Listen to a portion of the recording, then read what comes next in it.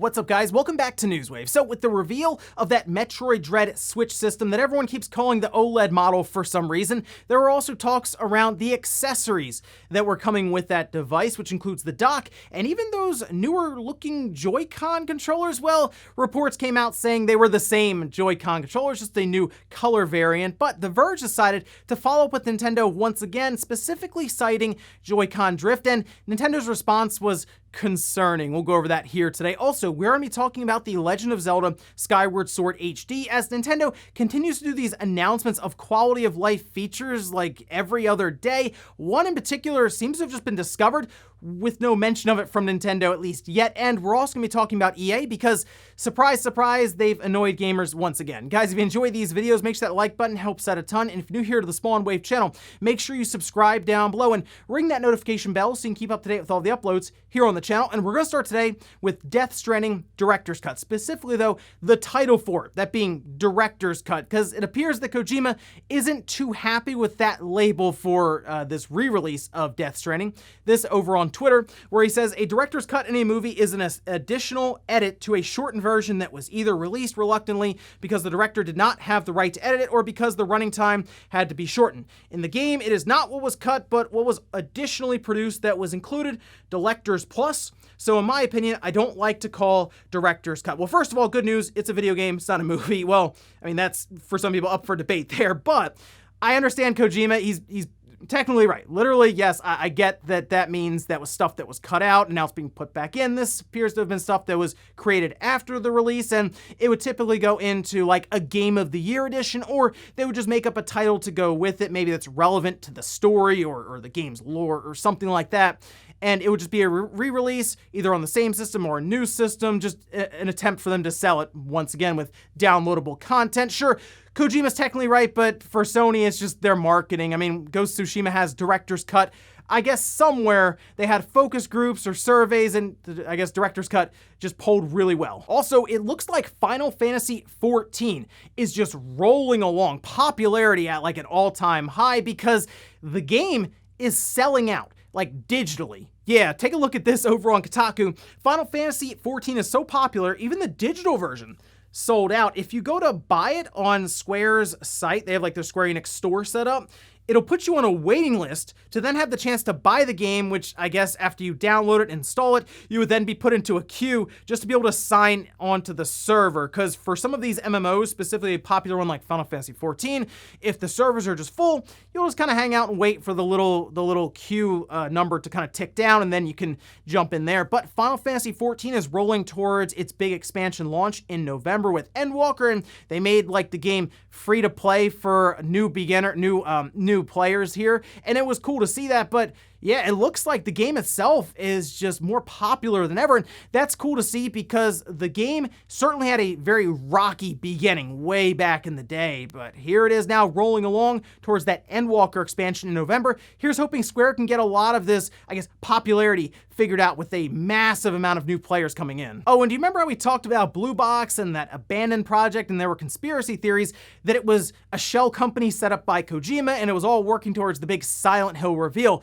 Well, part of that had to do with an app that was going to go live on the PlayStation 5 so that you could experience a trailer. Seemed weird, but looks like that's still happening. We can see this over on Twitter. From Blue Box Game Studios, we're excited to announce that the Abandoned Trailers app will be available to preload free of charge. Good news there, it's gonna be free for all PS5 users on July 29th, with the introduction available on August 10th, followed by the first trailer later in August. Now, people were curious why you need an app. Hassan Karaman, who is the founder of Blue Box Studios, explained to experience the 4K 60 graphics, 3D audio, and DualSense features in real time. I feel like we've seen a patent at some point from Sony about using the DualSense controller in trailers or presentations, so maybe that's what all this is about, is Sony like saw like this project abandoned and was like, hey, we can do like a test run for the idea of there being an application you download and then you experience the trailer more in real time. You get the DualSense features, the 3D audio, and maybe even better looking visuals, or who knows, maybe it really is just a big reveal for Silent Hills. I guess we'll find out in August. And guys, with some of the quick news out of the way, let's get into the bigger stuff. Let's start right away with the Nintendo Switch and that Joy-Con drift. It's something we've been dealing with since the system came out, since those first videos of Link just running off a cliff for no reason on the Switch. It was in docked mode, didn't matter if you're using the Joy-Cons as handheld mode, and then eventually we all figured out that there is a problem with that Joy-Con, specifically the mechanism for that joystick, and we've seen it kind of change and alter over the years, but no definitive fix, and no real recognition from Nintendo that there's even a problem outside of like warranty like fixes, and even that was spotty depending on the region you were in. Well, with this new OLED model and those white Joy-Cons being shown off, press was curious if they had revised the Joy-Con. Turns out they had not, but The Verge decided to push back once again. So first, let's take a look at the initial response from Nintendo when different press outlets reached out about that Joy-Con drift with these white Joy-Con controllers. This is what they have to say. The Joy-Con controller configuration and functionality did not change with Nintendo Switch OLED model. The configuration and functionality is the same as that of the Joy-Con controllers for the Nintendo Switch console. At Nintendo, we take great pride in creating quality products, all right, and we are continuously making improvements to them. We are aware of reports that some Joy-Con controllers have not responded correctly. We want our consumers to have fun with the Nintendo Switch, and if anything falls short of this goal, we always encourage them to visit Nintendo.com so we can help. But that wasn't good enough for The Verge, and what they decided to do was reach back out to Nintendo and say, hey, that's great and all, but what about the Joy-Con drift that there have been so many reports on that you are facing class action lawsuits over? Are you able to confirm that the Joy-Cons in that trailer shown with that OLED model will be at least addressing the Joy-Con drift in some way?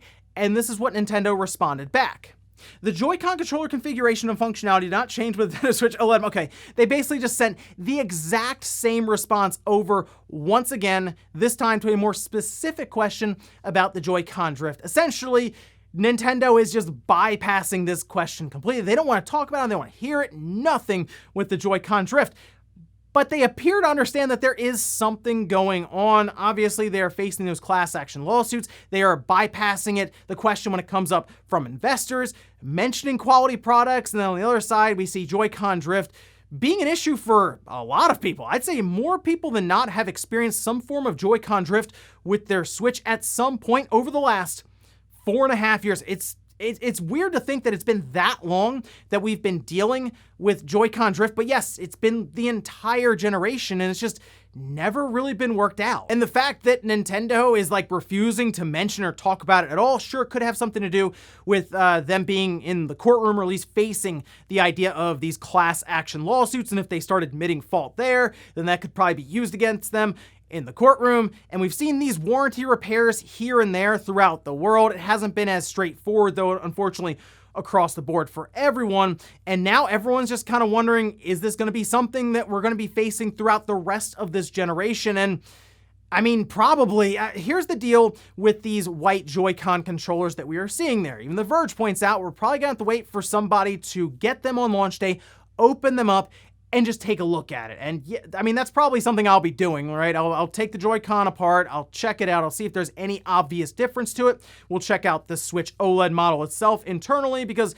I'm curious if anything's been shifted around there, but we can also keep an eye out for any new model numbers for the Joy-Cons when we have FCC filings, so we'll see. But to be honest, with the Joy-Con drift itself, I'm not holding my breath there. It might end up being the next-gen Switch. That could be a next-gen feature. No Joy-Con drift. Hey, I'd advertise that if I was Nintendo. Next up, let's talk about The Legend of Zelda Skyward Sword HD out this Friday, and people seem to be getting pretty excited about this game. In fact, if you take a look on the Amazon bestsellers list, it's number 3. Technically, it's the top selling game right now, as usually like the 1 and 2 slots are taken up by gift cards. For example, right now it's Sony and Microsoft gift cards for the PlayStation and the Xbox and all of that. But it looks like Skyward Sword HD is at least beating out the Roblox gift cards, so that's something there. But yeah, I think Skyward Sword HD is going to sell very well. Go figure, it's a Zelda game during the Zelda anniversary year. And really looking at this, it's a game that a lot of people haven't played. I mean, even on, if you go back to like the Wii, less than 4 million copies sold on an install base of 100 million units with the Wii. So for a lot of people, It's new to them. And as we have rolled towards the release for this on Friday, it looks like Nintendo just has been randomly dropping new details around quality of life features, and some of them are pretty good. Some, yeah, are commonplace now with current games, but they are new once again to this Wii game. For example, we can see this tweet from Nintendo. Some changes have been made to the opening hours of The Legend of Zelda Skyward Sword HD to make for a smoother play experience and to get you on your grand adventure to the surface world sooner. Now, they go over some of the different mandatory advice that's been adjusted and changed out. Basically, there's gonna be less dialogue and less kind of just hanging out through the beginning part of the game until you get like the game actually moving along there. And then we also see this one here, The Legend of Zelda Skyward Sword HD features an autosave system that saves your progress at regular intervals. If you save at a bird statue, you can now choose from one of the 3 available slots to save to. Again, these are things that you would expect with current games. It looks like Nintendo's taken this Wii game and more or less modernized it up to current times on the Switch. And there was one other thing that was found. This was John over at Nintendo Life, where it looked like he had noticed that the camera itself was moving very smoothly around, whereas it's kind of juddery in the Wii version of Skyward Sword, because you would press a button on the nunchuck, if I remember right, and it would just put the camera behind you, like directly, kind of like Z targeting, for example, something like that. And it would really result in this very juddery looking experience when you're just moving the camera around, whereas in the latest trailer that we saw, kind of going over the beginning stages of the game and how it's been streamlined, the camera is just panning around very smoothly. So a controllable camera in Skyward Sword HD with all these other features, and of course the 1080p 60 frames per second, starts to make this game feel more and more like a brand new title. And I know people are wondering, why didn't Nintendo just tell us all this stuff up front? It just appears to be a marketing rollout strategy they're doing here, where in order to keep Skyward Sword in the news and relevant, which this is working by the way, they release these very small details around some of the quality of life features they're adding, and I guess the controllable camera is going to be something that gets mentioned here today or just sometime this week ahead of Friday. And if you think about it, every time they release one of these, people talk about Skyward Sword. It shows up on these different websites like, look at this. There's an autosave system in Skyward Sword. Again, not something you would report on for most games coming out now, but the fact these are updates to a game that was originally on the Wii, now being brought up to the Switch, it being a Zelda game during the anniversary year, yeah, it's gonna grab a lot of headlines. So it might seem weird from the outside, but hey, Nintendo's strategy here is working. People appear to be excited. It's at the top of the charts for Amazon, coming out this Friday. I'll be picking it up to give this game another shot. I wasn't a huge fan of it on the Wii, mostly because of those motion controls, and now it looks like a lot of it's been streamlined, and there are a lot of really good quality of life features added to it, and I can use all button controls. So I'll give it another shot, and I'm sure we'll be talking about it on the podcast Saturday night. Next up, let's talk about EA, FIFA 2022, and where to even start with this whole thing, because it is all over the place depending on which platform you're getting for, or even platforms that you're getting it for. I guess we'll start with the upgrade path, or how you would go about doing this, because last year there was a dual entitlement system set up, where there was like a limited time window that you could upgrade, say from the PS4 version up to the PS5. Eventually there was a cutoff for FIFA 21, and if you wanted to get the PS5 version but you already own the PS4, you just had to buy the PS5 version. We'll take a look at this here, because it appears that EA has locked that dual entitlement system behind the Ultimate Edition of the game, that being a $100 purchase. And this isn't surprising when you start looking at the pricing, because yes, EA is pushing once again for that $70 price on the PS5 and the Xbox Series X, and if they put, say, a free upgrade with the PS4 or the Xbox One version, everyone would just buy that and no one would spend $70. The thing that's a little confusing to me is why they don't just have a $10 upgrade fee, because we've seen that. Like, why not just do something like that and just call it a day there?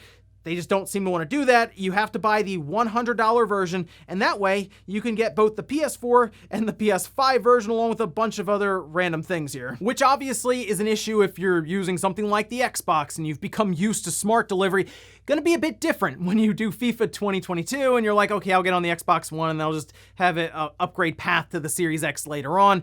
No, you're going to look into that Ultimate Edition, pull up the chart and figure out which one you need there. No more dual entitlement with a free upgrade in a limited time window from last year. Getting rid of that, go into this Ultimate Edition at $100. But let's say, hey, you want to get it on the PC, because that's just where you play your games. Turns out that FIFA is the last-gen version of the game. Take a look at this here from Eurogamer. FIFA 2022 has what EA calls hypermotion gameplay, which combines machine learning with 11v11 motion capture to improve how players move during a match, which is kind of a cool idea where it will use machine learning with all types of different animations. They say over 4,000, 8.7 million frames of advanced match capture. Really cool to hear that. Here's the issue. That's only going to work on the PS5, Xbox Series X, S, and oddly enough, Stadia. The PC, PlayStation 4, and Xbox One will not have access to that feature, which if you're on PC, it's going to leave you scratching your head. Most likely EA just realizes, I guess, that is just not a high priority for them, with them looking more towards the PS5, the Xbox Series, and again, oddly enough, Stadia. But let's say you want to play FIFA 22 portably, you're going to grab it on the Switch, and that's how you're going to be playing FIFA. Well, EA has the Legacy Edition. That's right. They've been doing this, I think, 3 years in a row now, where they're basically just going to be selling you a roster update. That's right. $40, and that's kind of it. So once again, FIFA 22 all over the place, depending on where you're picking it up. It seems that the best place to play it currently is on the PS5 and the Xbox Series, and a ton of fine print all over the place with the other platforms, whether it's upgrade paths, $40 roster updates, or last-gen versions on very capable hardware. And in our last bit of news, let's talk about how Lost Judgment could be the last game in the very young Judgment series. Let's head over to VGC, where they say Lost Judgment may be the final game in the Judgment series due to ongoing issues with Sega and actor Takuya Kimura's talent agency. It's claimed. Japanese showbiz news site Nikan Taishu claims that sources tell it Kimura's talent agency, Johnny & Associates, have been blocking PC versions of games in the Judgment series because they don't want Kimura to appear in PC games. The report claims that Sega has been trying to bring Judgment and Lost Judgment to Steam, but because the agency is blocking this from happening, it may draw a line under the series after Lost Judgment. This is a quote from the report saying, the game makers have decided that if they can't distribute the game on Steam, it will be very difficult from a business standpoint, and the series will end with the second game, Lost Judgment. And this is a tough situation for Sega, because it appears that the reason that the talent agency doesn't want this game on PC is because just the openness of the platform would allow modifications to come out around the game that could alter and change the likeness of this character that the talent agency is responsible for, right? Like, who knows what would happen with it? I mean, we really don't until it releases on PC and just sees what the modding community will do. We've seen all kinds of crazy stuff happen with Resident Evil, so who knows here with something like Judgment, but obviously Sega realizes that there's quite a bit of money to make on the PC side of things through Steam, so they're gonna have to weigh this out. Is it worth just dealing with this talent agency and possibly keeping this off of PC going forward, or restarting and trying a new series similar to Judgment, but maybe not going through a talent agency like this for your main character and then getting it on the PC from there? So we'll see what happens here. I guess Sega's gonna have to try to figure this one out with new terms, or who knows, maybe it just stays off of PC and Lost Judgment ends up being the last game in, again, a pretty young series with Judgment. And before we go to the comment of the day, we're taking the poll that I posted up yesterday, where I asked, do you buy any of the yearly sports games when they release? 5% said yes, I pick up Madden or FIFA or MLB each year. 10% said no, I usually wait months later for the newest one to drop in price. Then 85% said no, I haven't bought a sports game in a while, or I'm not interested. I kind of fall into that one as well. Back in the day, I would buy like the different sports titles. This was like on the PS2 and the original Xbox, somewhat on the 360, but back then with like Madden 05 and NFL 2K5, those are the days. But I don't know, it kind of wore on me a bit, and I started to realize that the upgrades were very, very small. And now I think it's just a lot of the mainstream consumers that are holding really Madden or any of these games up. FIFA, on the other hand, has a bit more of a dedicated following, and EA makes a ton of money from it. Like, we're talking almost $1 billion from FIFA Ultimate Team alone with those microtransactions. And you know what? Even though FIFA 22 has all these weird things going on with it, I think it's still gonna make them a ton of money. And we'll finish up with the comment of the day, as you're seeing here. This is from Comics saying, hate that my mom threw away all of my N64 boxes and manuals when I moved away. They were in perfect condition. I feel like that probably happened to a lot of people now looking back on it. Even like when you first got the game, I feel like those boxes just got thrown out like right away, because you take the cartridge out, you can put the cartridge on a shelf. The box though was clutter. You did not need that at all. You keep the manual, tells you how to play the game, but yes, that's what I would hear a lot, is that the boxes just got thrown out right away and you would just kind of keep the cartridges on a shelf.